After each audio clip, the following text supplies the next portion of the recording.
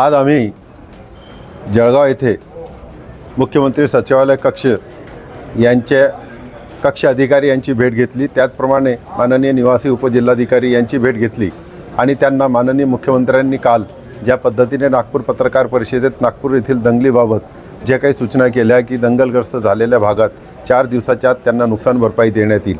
त्याच धर्तीवर पारधी येथे झालेल्या दंगलीला आज 3 महिने होते आले, पंचनामे झालेले, सगळं काही झालेलं, परंतु अद्याप नुकसान भरपाई मिळालेली नाही।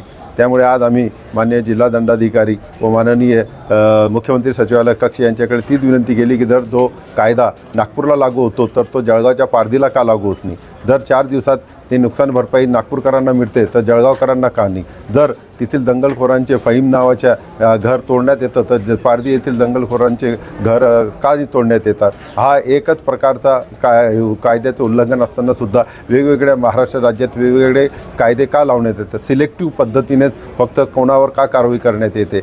या बाबतीत आम्ही आज माननीय मुख्यमंत्री देवेंद्र फडणवीस यांच्याकडे हे लिखित निवेदन दिलेलं आहे। बघूया, त्यांनी जर नाही केलं तर आम्ही निश्चितच आता माननीय न्यायालयाचे दार ठोठावू, कारण की उच्च न्यायालयात जाण्याशिवाय पर्याय नाही। जर महाराष्ट्र राज्याचे मुख्यमंत्री एका दंगलीतील नुकसानग्रस्तांना 4 दिवसात भरपाई देतात तर जळगाव येथे झालेल्या 31/12/2024च्या दंगलग्रस्त 26 दुकानांना अद्याप भरपाई का नाही, हा आमचा साधा सरळ प्रश्न आहे। त्यामुळे निश्चितच आम्ही आता माननीय उच्च न्यायालयात जाऊ, अजून 10 दिवस यांची वाट बघू, अन्यथा आम्हाला कायदेशीर मार्ग निवडावा लागेल। धन्यवाद। फारुख शेख, संघटन एकता संघटक समन्वयक, एकता संघटन, जळगाव।